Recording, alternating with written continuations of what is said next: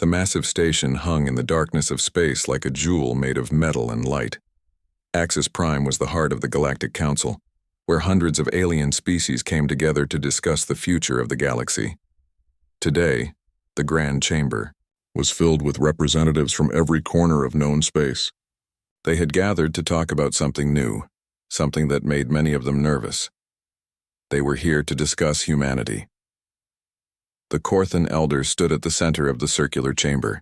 His species had existed for millions of years, and his ancient eyes had seen countless civilizations rise and fall. His voice was calm but carried a weight that made everyone listen. He spoke about the humans of Earth, a species that had just discovered faster-than-light travel. His message was simple and clear. Leave them alone. We have watched them for many cycles, the Elder said, his words translating into hundreds of languages at once. We have studied their history, their wars, their struggles. These humans are not like other species you have encountered. They are dangerous in ways you cannot imagine. I urge this council to establish a protected zone around their system. Do not engage them. Do not threaten them. And above all, do not make them your enemy. Ambassador Vexnar of the Zanari Empire rose from his seat. The Zanari were a proud warrior race, tall and covered in dark scales that gleamed under the chamber lights. They had conquered 40 star systems in the last century alone. Vexnar's voice dripped with contempt as he spoke. Dangerous? These humans? He laughed, a harsh sound that echoed through the chamber. They have barely left their own planet. They have no shield technology. Their weapons are primitive kinetic projectiles. They fight among themselves like animals. The Corthan ask us to fear such creatures? The Elder did not rise to the bait. He simply looked at Vexnar with those ancient eyes. Yes, you should fear them, not because of their technology, but because of what they are. In their short existence, they have survived ice ages, plagues, and countless wars. They have driven species to extinction on their own world. They have split the atom and stood on the edge of destroying themselves, yet they survived. Every generation of humans is born into a world shaped by conflict. Wars in their blood, in their bones, in their very DNA. Another council member, a floating crystalline being from the Luxar Collective, spoke up. Surely the Corthan exaggerate. We have encountered aggressive species before. The Zanari themselves were once considered dangerous, and they now sit on this council as valued members. The Elder shook his head slowly. The Zanari fight for glory and conquest. They follow rules, traditions, codes of honor. Humans fight for survival. They have no honor in war, only victory or death. They will use any tactic, any weapon, any strategy to protect what is theirs. And they consider everything in their star system to be theirs. Vexnar slammed his clawed hand on his console. Enough of this fear-mongering. The Zanari Empire has reviewed the data on these humans. They are weak, divided, and primitive. Their planet is rich in resources we need. The Third Fleet can subjugate them within a solar cycle. I move that we reject the Corthan's proposal and claim the Sol system for the Empire. The chamber erupted in discussion. Some species sided with the Corthan, urging caution. Others saw an opportunity for expansion and profit. The debate raged for hours. Meanwhile, millions of miles away in the Sol system, Commander Jake Murphy sat in the communications center of the Earth Defense Force headquarters. His tired eyes scanned the data streaming across multiple screens. Beside him, Lieutenant Lisa Grant worked to decrypt the alien signals they had intercepted from the Galactic Council meeting. Are you seeing this?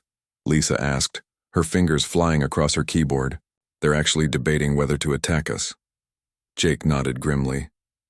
Patch this through to Admiral Cole. He needs to see this now.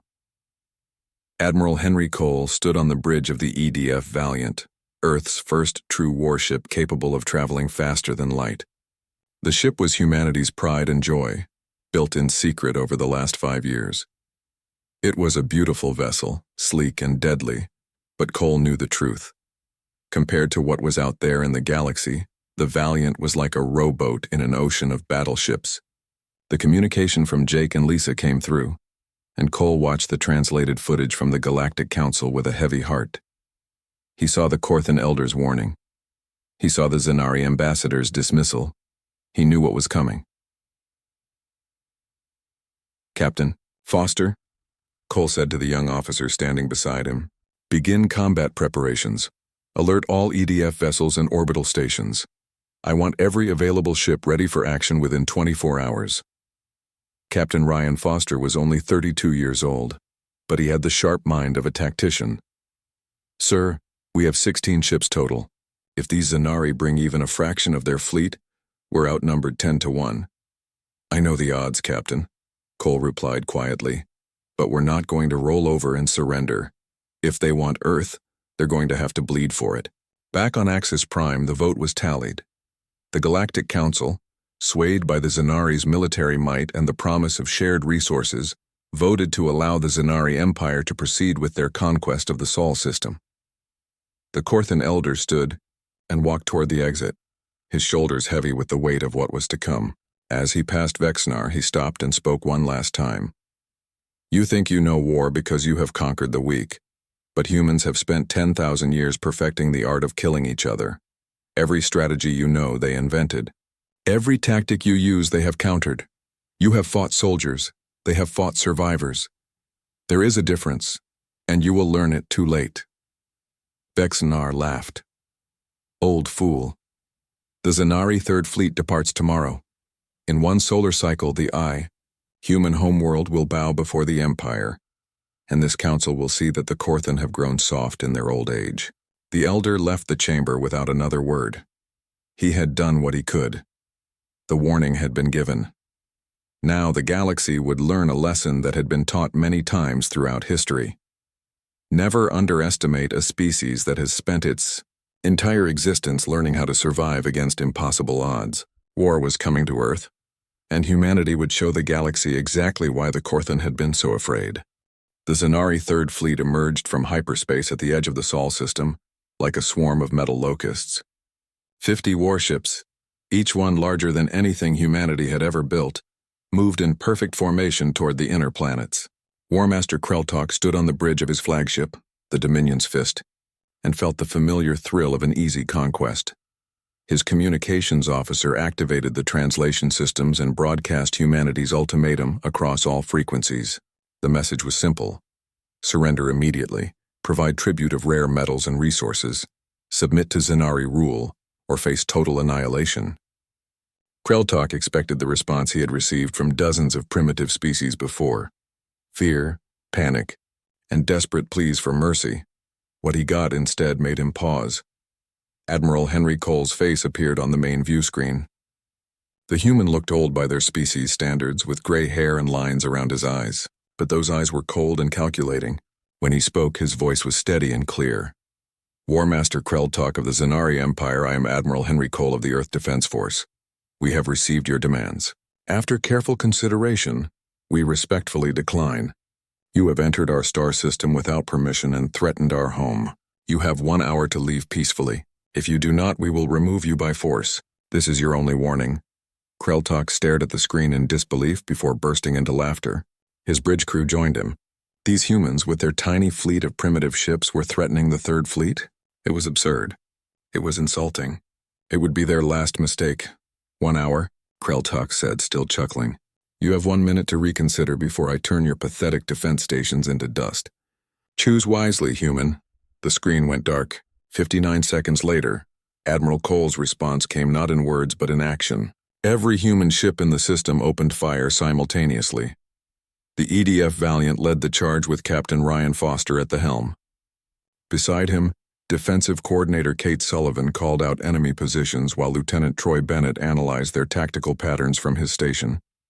The Valiant's railguns, considered laughably primitive by galactic standards, fired magnetically accelerated slugs of dense metal at incredible velocities. The first volley caught the Zanari by surprise. 3 ships took direct hits before their shields could fully activate. The humans had targeted their sensor arrays and communication relays with surgical precision. 2 Zanari destroyers spun out of formation, blind and unable to coordinate with the fleet. Kreltok's amusement vanished. All ships, return fire! Destroy them all! The Zanari response was devastating. Energy weapons that could vaporize asteroids tore through space. Human ships exploded in brilliant flashes of light. The EDF Courageous took a direct hit and broke apart, its crew lost in seconds. Orbital Station Delta, home to 3,000 people, was reduced to floating debris. In the first 10 minutes of battle, humanity lost half its defensive fleet. Any other species would have broken and run. The Zanari had seen it happen countless times. But the humans did something different. They adapted. Lieutenant Troy Bennett, his face illuminated by the glow of his tactical display, noticed something. "Captain, their shield frequencies fluctuate in a pattern when they fire their main weapons. There's a window just half a second where the shields are weakest." Weapons Officer Amy Pierce didn't wait for orders. She was already recalibrating the Valiant's targeting systems. Got it. Compensating for the frequency shift now. Feeding the data to all remaining ships.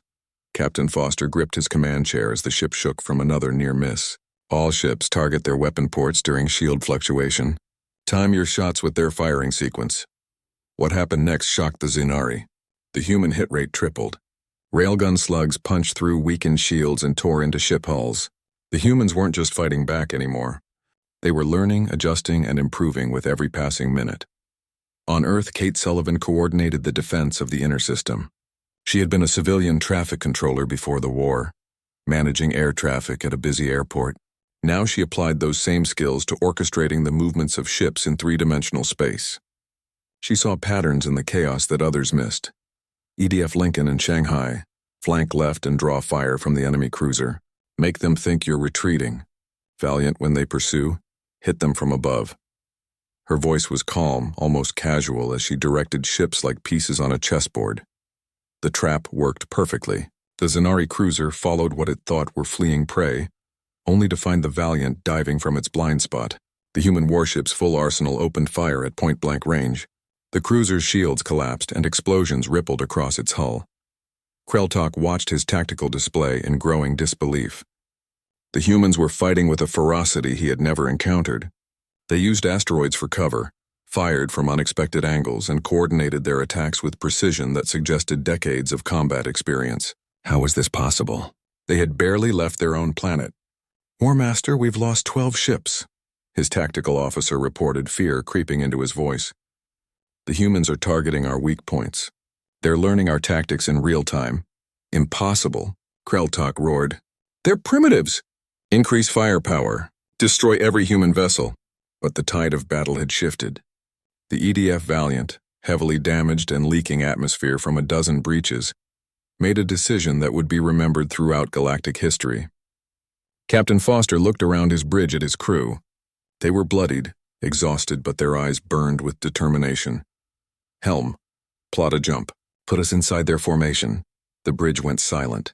Jump drives required careful calculation and clear space.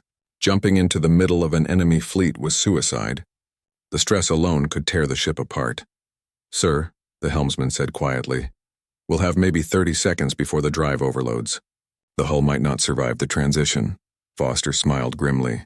"Then we'd better make those 30 seconds count. Weapons, prepare all remaining missiles.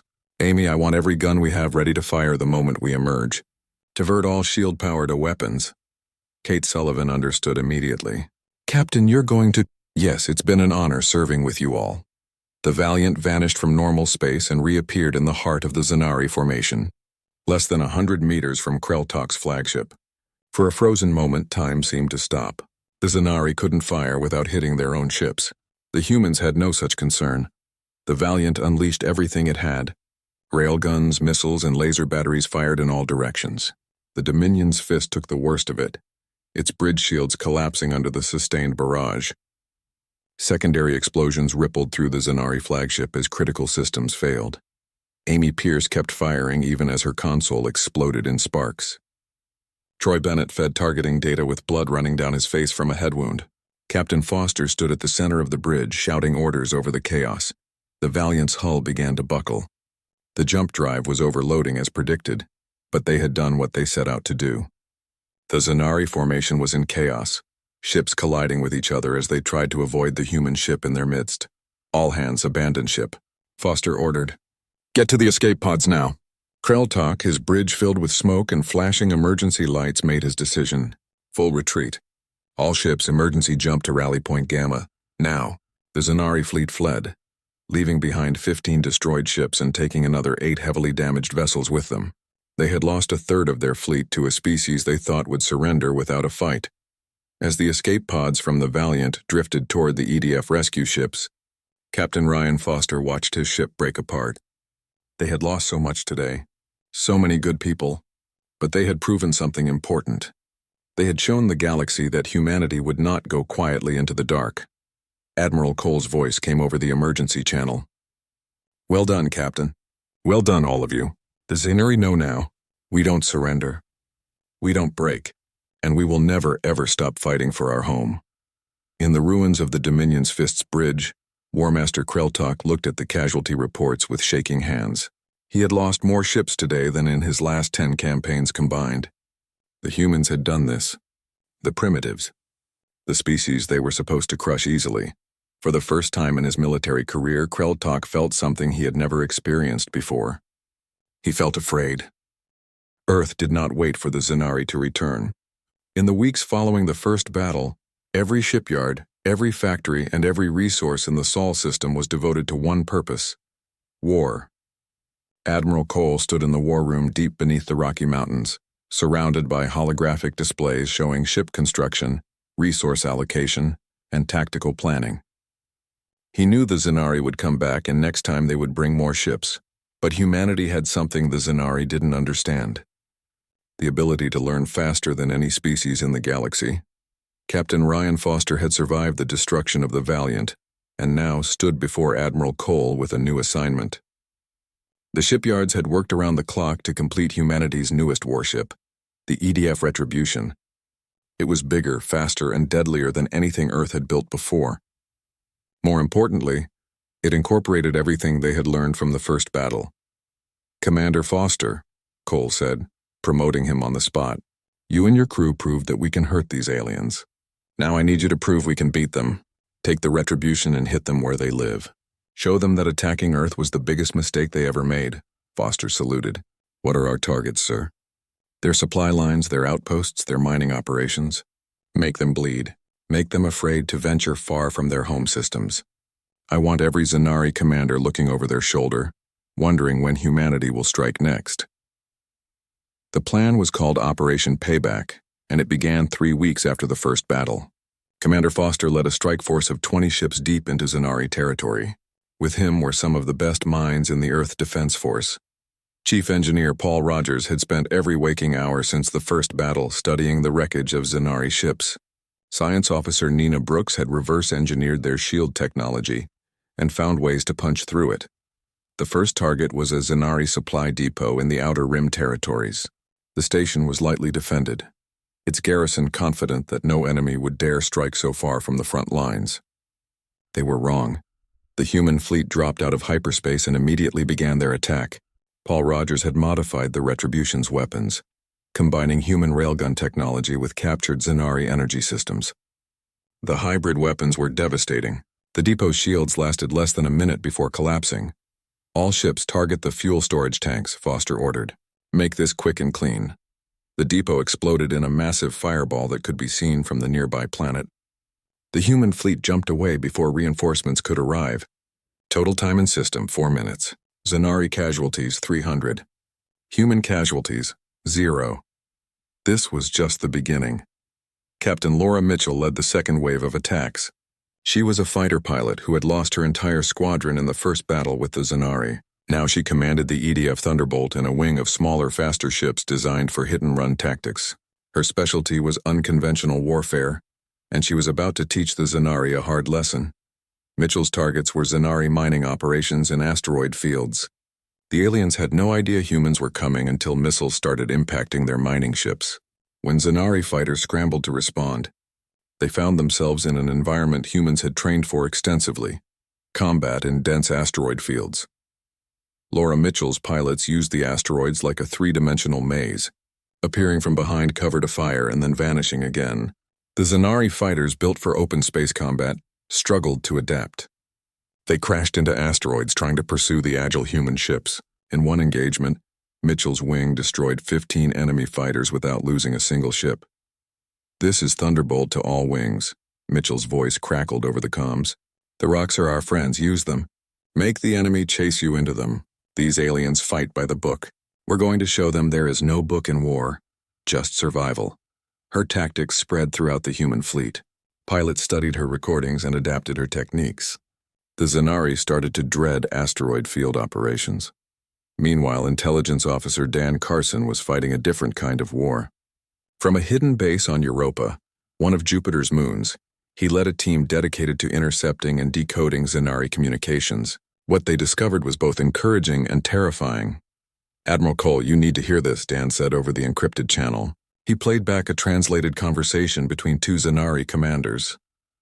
"The humans are everywhere," one voice said, fear evident even through the translation. "They hit our supply convoy at Delta Station yesterday. They destroyed our mining operation at Sector 7 today. We don't know where they'll strike next. The crews are calling them demons. They say the humans don't fight like normal beings. They fight like they have nothing to lose." The other voice responded, "High Command is recalling the 6th Fleet from the Outer Territories. They're talking about a full-scale assault on Earth. They want to end this before the humans become an even bigger threat." Cole listened to the recording and smiled grimly. "Good. Fear is a weapon and we're going to use it. Mr. Carson, I want you to make sure more of these conversations get leaked. Let them hear their own people talking about how afraid they are. Let that fear spread." But the war was taking its toll on humanity as well. Every victory came with a cost. Ships were damaged, pilots were lost, and resources were stretched thin. In the shipyards above Earth, workers labored 20-hour shifts to keep the fleet operational. Children on Earth looked up at the sky and wondered if the stars would always mean danger now. Nina Brooks understood this better than most. She had lost her husband in the first battle. He had been an engineer on Orbital Station Delta. Now she poured all her grief into her work, determined to make sure his sacrifice meant something. She worked in a laboratory deep in the asteroid belt, far from Earth, developing new weapons and defenses. Her breakthrough came from an unexpected source. While studying captured Zanari technology, she realized their systems were incredibly advanced but also incredibly standardized. Every ship used the same basic shield frequency. Every weapon operated on similar principles. It was efficient, but it was also predictable. "Paul," she said to Chief Engineer Rogers over a video call, "what if we could make their own technology work against them?" "I'm listening." "Their ships all communicate using the same quantum encryption. If we could crack it, we could feed them false data. Make their sensors see things that aren't there. Make their weapons target their own ships." Paul grinned. "That's brilliant. And completely unethical by galactic standards. Good thing humans don't care about galactic standards when our survival is on the line." They worked together for 3 weeks, with Dan Carson providing captured encryption codes and tactical data. The result was a device they called the Phantom Generator. It could hack into Zanari combat networks and create ghost images of human ships, making the aliens shoot at nothing while real human ships attacked from unexpected angles. The device was first used in the Battle of Proxima Station. The Zanari sent a battle group of 10 ships to retake the station from human forces. What they didn't know was that Commander Foster's fleet had been waiting in ambush. When the Zanari arrived, their sensors showed 30 human ships defending the station. In reality, there were only 10. The Zanari split their forces to engage the multiple targets. Half their ships were firing at Ghost when Foster's real fleet struck from their blind side. The battle was over in minutes. 8 Zanari ships destroyed, 2 retreating with heavy damage. Human losses: 1 fighter, pilot recovered safely. Back on the Zanari homeworld, the High Command convened an emergency session. War Master Kreltok, still recovering from wounds received in the first battle, stood before the council to deliver his report. "The humans are not behaving like a primitive species," he said, his voice heavy with exhaustion. "They adapt faster than any enemy we have ever faced. Every tactic we use, they counter. Every trap we set, they avoid. They are fighting a guerrilla war, striking our supply lines and retreating before we can respond. Our soldiers are afraid. Morale is collapsing." The Supreme Commander, a massive Zanari covered in battle scars, listened with growing anger. "Are you telling me that our mighty empire is being defeated by a species that didn't even have faster-than-light travel a year ago?" "I am telling you that we were warned," Kreltok replied quietly. "The Korthan told us not to fight the humans. We didn't listen. Now we are learning why they were afraid." The Supreme Commander slammed his fist on the table. "Then we will increase our forces. We will show these humans what true power looks like. Recall all fleets from occupied territories. Every ship, every soldier, every weapon. We will gather the full might of the Zanari Empire and crush Earth once and for all. Kreltok bowed his head. He knew what was coming.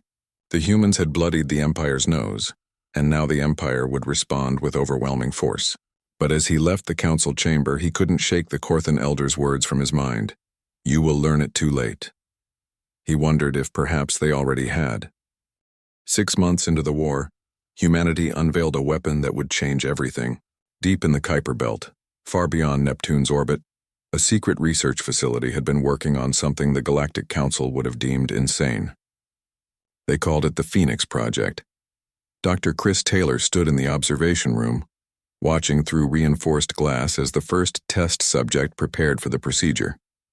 The volunteer was a fighter pilot named Beth Morgan, a woman who had lost half her squadron to the Zanari and volunteered immediately when she heard what the project could do.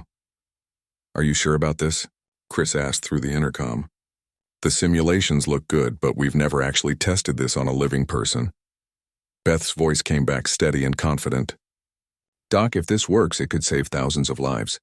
If it doesn't, well, I was going to die fighting those scaled monsters anyway. At least this way I might take more of them with me. The Phoenix Project was humanity's answer to a simple problem. The Zanari had faster reflexes and better technology. Human pilots were good, maybe the best natural pilots in the galaxy, but biology had limits. So humanity decided to push past those limits. The procedure involved implanting neural interfaces directly into the pilot's brain.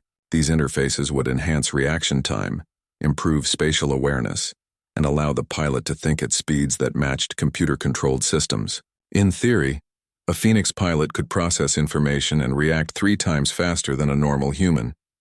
In theory. Beginning the procedure now, the medical team leader announced. Chris watched as the machinery lowered around Beth's head. Microscopic robots would map her neural pathways and integrate the interface at the cellular level. The process took 4 hours. 4 hours where anything could go wrong. 4 hours where Chris paced the observation room and wondered if he was creating a miracle or a monster. When Beth Morgan opened her eyes, they glowed faintly with a blue light. She blinked, looked around, and smiled. Doc, I can see everything.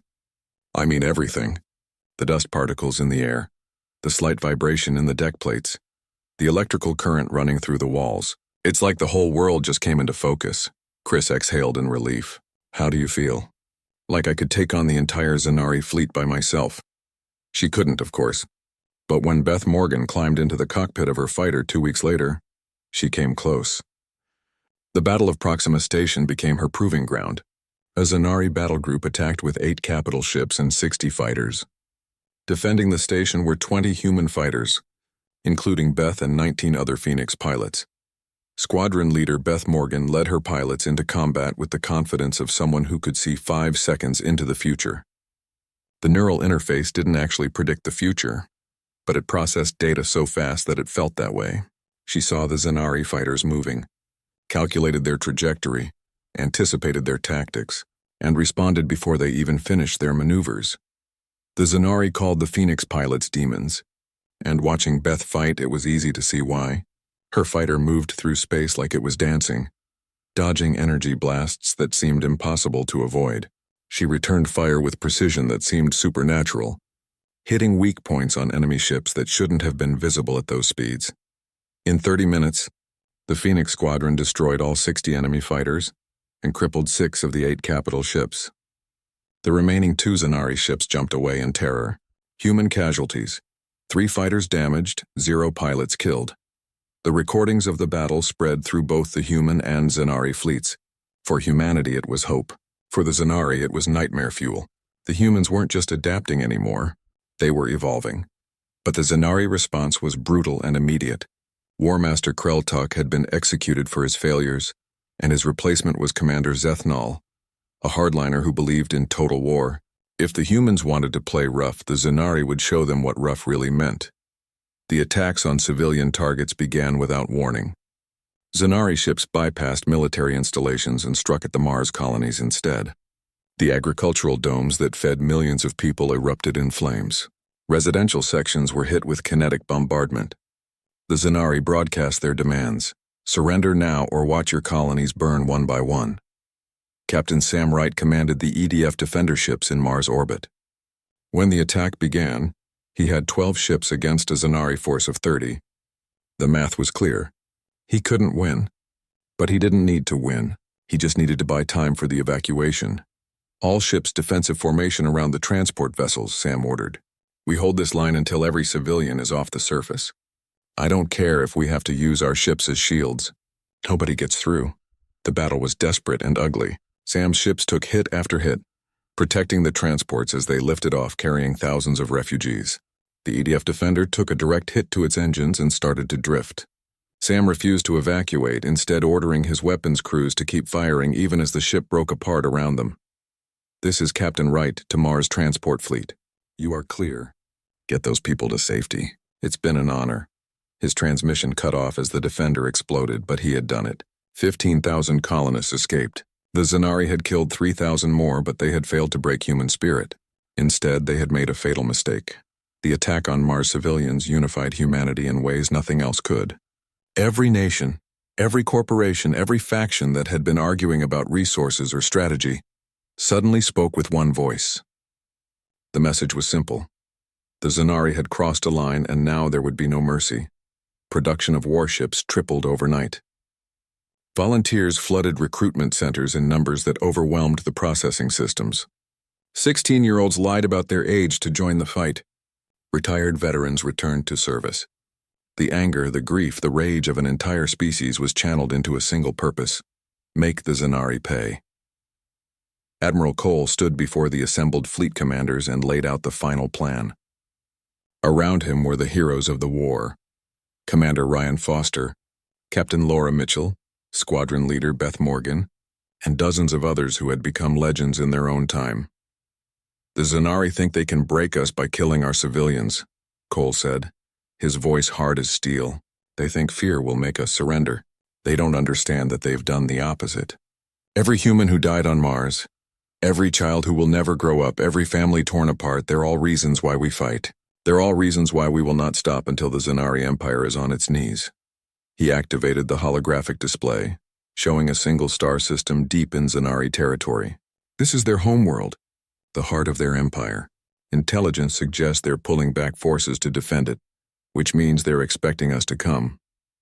They're right. The room was silent. Everyone understood what Cole was proposing. A direct assault on the enemy homeworld was either brilliant or suicidal, possibly both. Commander Foster spoke first. Sir, our latest intelligence suggests they have over 1,000 ships defending their home system. We have 200. Even with the Phoenix pilots and our technical advantages, those odds are impossible, Cole finished. Yes, I know, but we've been beating impossible odds since this war started. The Zanari expect us to be afraid. They expect us to be cautious.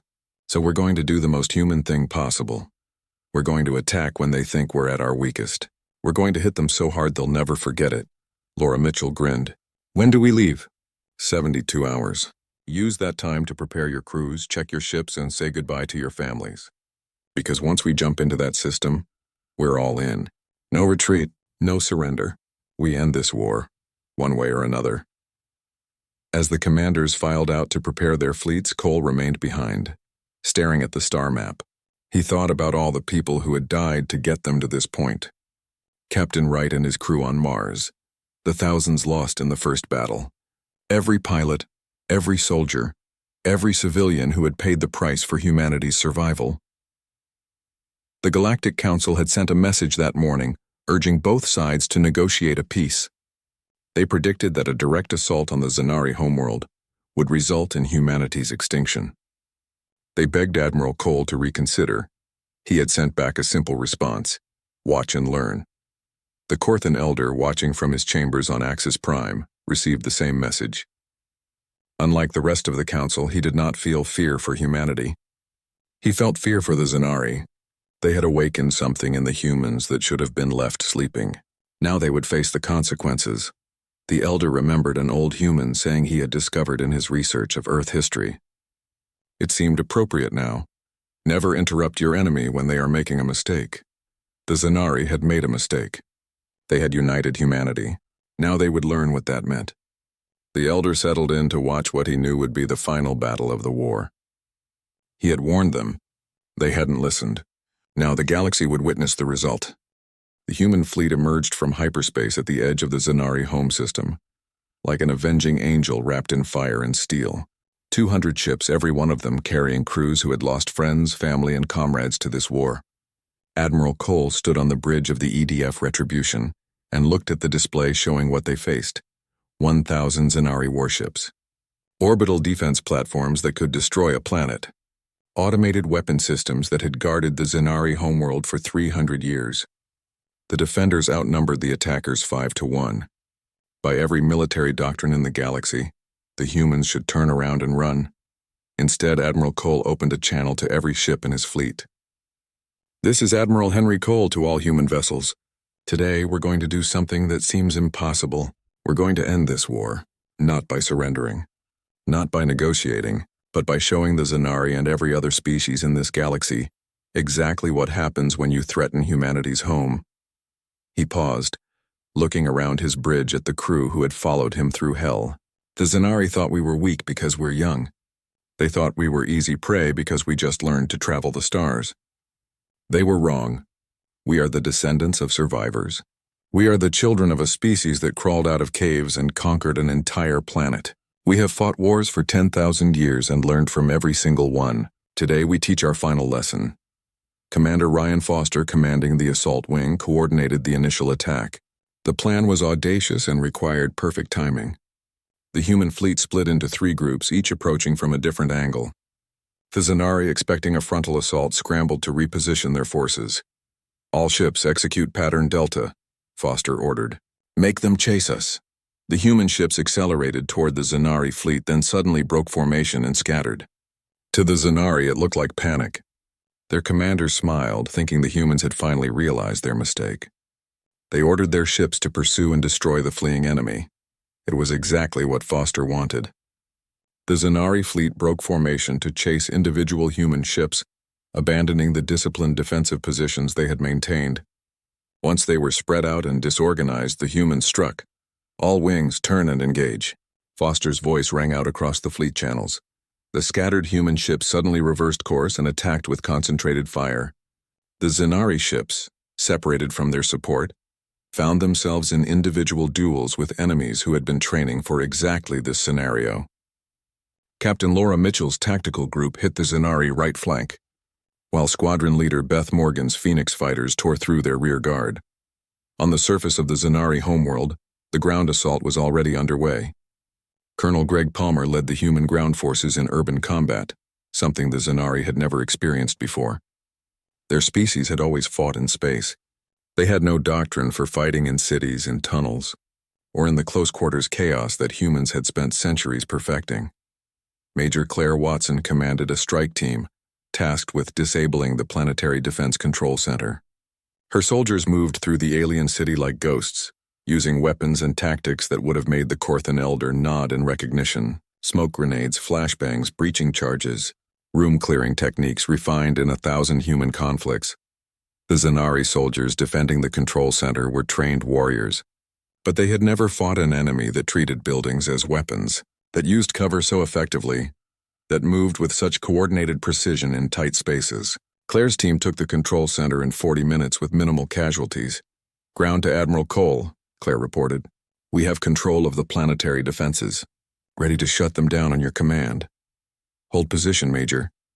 We might need those defenses for ourselves shortly." Back in space, the battle had become a swirling chaos of ships and fire. The Zanari numerical advantage was meaningless when their forces were scattered and disorganized. Human ships worked in pairs and trios, covering each other and focusing fire on single targets. It was pack-hunting tactics, another lesson learned from humanity's evolutionary history. Beth Morgan and her Phoenix squadron proved to be the decisive factor. They moved through the Zanari formations like sharks through a school of fish, striking fast and hard before vanishing into the chaos. Their enhanced reflexes allowed them to avoid fire that should have been impossible to dodge. Their enhanced targeting allowed them to hit weak points that required computer-level precision. "This is Beth to all Phoenix units. Enemy command ship identified. Big one at coordinate 773. Let's cut the head off the snake." 20 Phoenix fighters dove toward Commander Zethnal's flagship, the Pride of Zanari. The ship was massive, 3 times larger than any human vessel, and protected by shields that could withstand a supernova. But Beth and her pilots had learned something important. Every shield had power relays, and power relays could be destroyed. They attacked in waves, each wave targeting a different section of the shield grid. The Zanari defensive systems couldn't track them all. One by one, the shield generators overloaded and failed. When the final section went down, Beth herself delivered the killing blow. Her fighters' missiles struck the bridge tower, and the Pride of Zanari went dark. Commander Zethnal survived the attack, but his command and control was gone. The Zanari fleet, already disorganized, descended into complete chaos without central coordination. Individual ships began to retreat, then entire battle groups. The defensive line that was supposed to be impenetrable had been broken by an enemy they had dismissed as primitive. Admiral Cole watched the Zanari fleet crumbling and knew the moment had come. All ships broadcast on all frequencies. Let every Zanari hear this. Communications officer Zoe Phillips opened every channel simultaneously. Cole's voice echoed through the battle space, translated instantly into the Zanari language. Commander Zethnal, Zanari High Command. This is Admiral Henry Cole of Earth. We came to your system in peace once, before your empire even knew we existed. We asked only to be left alone. You chose to attack us instead. You chose to kill our people. You chose to make us your enemy. Now you will learn the cost of that choice. He paused, letting his words sink in as the Zanari watched their fleet being systematically destroyed around them. We are not conquerors. We do not want your worlds or your resources. We want you to remember this day for the rest of your empire's existence. Remember that humanity asked for peace and you brought war. Remember that we tried to be reasonable and you tried to enslave us. Remember that you were warned not to fight us and you ignored that warning. The battle was effectively over. The Zanari fleet was in full retreat, leaving behind hundreds of destroyed ships. Human forces controlled the orbital space around the Zanari homeworld. The impossible had become reality. You have one chance, Cole continued. Surrender now. End this war, or we will use your own planetary defenses to ensure you never threaten anyone again. Choose quickly. My patience is exhausted. In the ruins of his flagship's command center, Commander Zethnal looked at the tactical displays showing the destruction of his fleet. His species had never surrendered before. The Zanari were conquerors, not the conquered. But as he watched human ships moving into position around his homeworld, as he received reports of his ground forces being overwhelmed by human soldiers, he understood something that War Master Kreltok had learned too late. The Korthan had been right. Humanity was different. Transmit our surrender, Zethnal ordered quietly. This war is over. The fighting stopped within minutes. Human and Zanari ships floated in space, weapons powered down as both sides processed what had just happened. The Zanari Empire, which had conquered 40 star systems and subjugated a dozen species, had been defeated by a race that had barely left their own solar system a year ago. On Axis Prime, the Galactic Council watched in stunned silence. The Korthan elder stood and addressed the assembly. Let this be a lesson to all species represented here. Humanity did not win this war through superior technology. They won through determination, adaptability, and an absolute refusal to accept defeat. They were prey animals who became apex predators. They were warriors before they were spacefaring, and most importantly, when faced with annihilation, they did not beg for mercy. They made their enemy beg instead. The peace negotiations took place aboard the EDF Retribution. Commander Zethnal, his pride in tatters, expected execution or enslavement. What he got instead confused him more than defeat.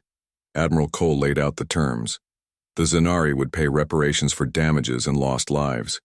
They would recognize Earth's sovereignty over the Sol system and surrounding space. They would sign a non-aggression pact lasting 100 years. They would return all captured human technology and materials. That's it? Zethnal asked suspiciously. No occupation? No slavery? No tribute? Cole shook his head. We're not you. We don't want an empire. We just want to be left alone to explore the galaxy in peace. But understand this. If the Zanari ever threaten humanity again, we will not be as merciful. We will not come to your homeworld. We will erase it from existence. Do you understand? Zethnal understood. He signed the treaty with shaking hands. The war ended 6 months after it began. The Galactic Council officially recognized Earth as a sovereign power with full rights and protect